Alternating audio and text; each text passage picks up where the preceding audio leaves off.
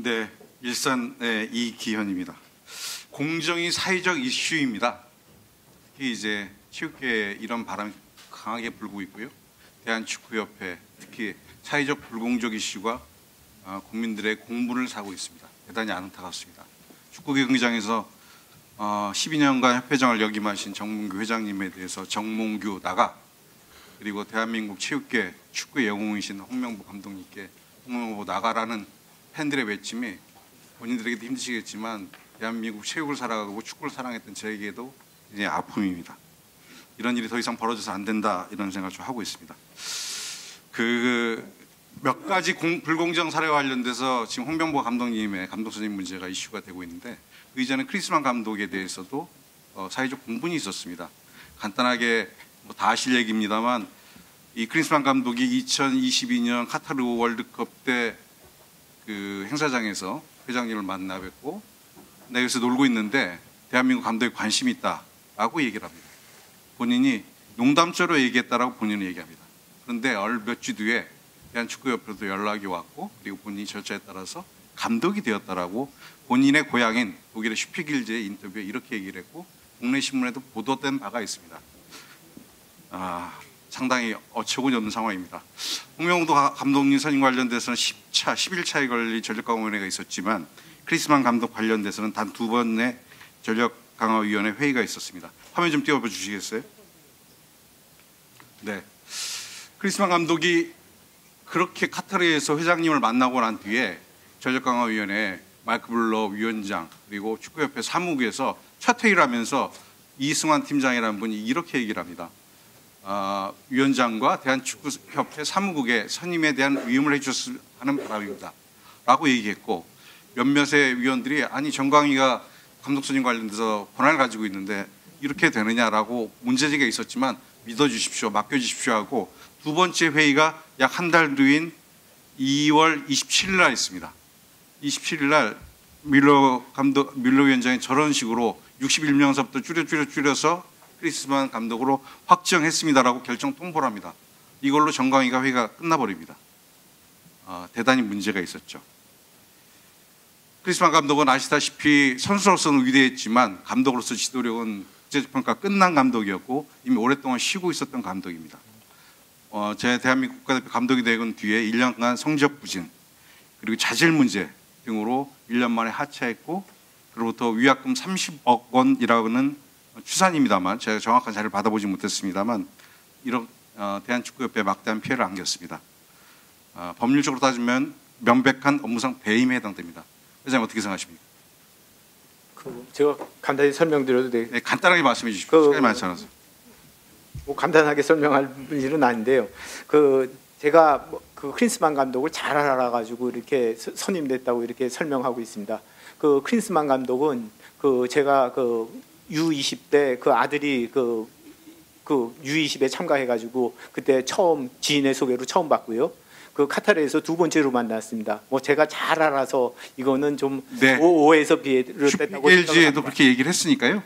회장님, 제가 말씀에 대해서 요 문제 관련돼서는 공정했는지 안 공정했는지 제가 묻고 있는 겁니다. 네. 그래서 크리스만 감독과의 인연을 소개해달라는 말씀은 아니고요. 이미 LG에도 나와 있습니다. 본인이 몇 번째 만나서 하는지에 대해서. 두 번째 카타르에서 만났고요. 본인이 강력하게 한국 감독을 하고 싶다 이렇게 저한테 의견을 표했습니다. 본인은 농담조로 얘기했다는 게 슈피겔지에 대한 본인의 인터뷰 내용입니다. 그런데 회장님께서는 그걸 무겁게 받아들이셨고, 그리고 몇 주 뒤에 대한축구협회로부터 연락을 받았고 감독 선임 절차에 진행이 돼서 본인이 감독이 됐다라는 게 크리스만의 슈피겔지 인터뷰 주 내용입니다. 그러니까 한번 찾아보시고요. 예, 이따 다시 말씀해 주시죠. 정인석 정광위원장님 갑작스러운 사태가 이 불공정 이슈의 시작이었습니다.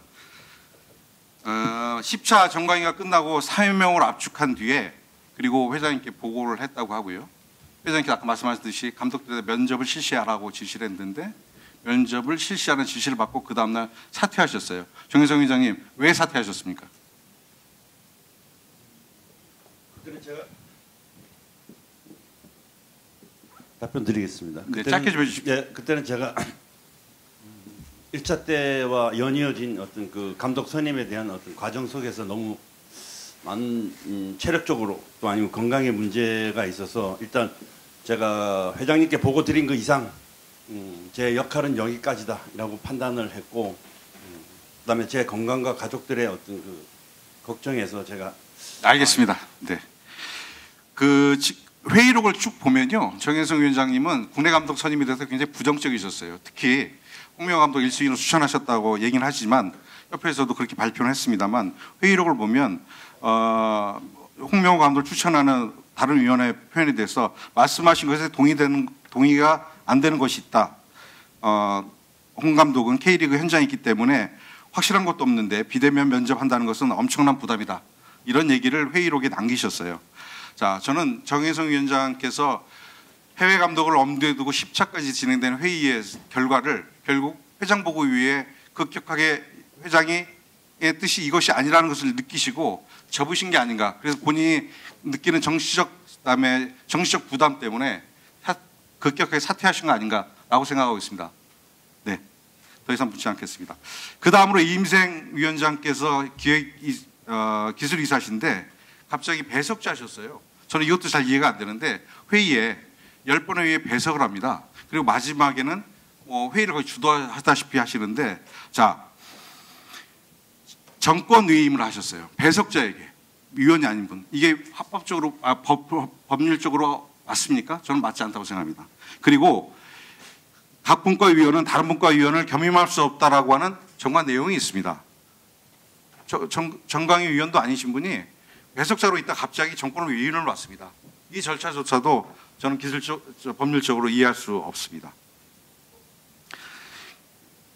이 절차의 문제도 있었고, 제가 1분만 더 쓰겠습니다.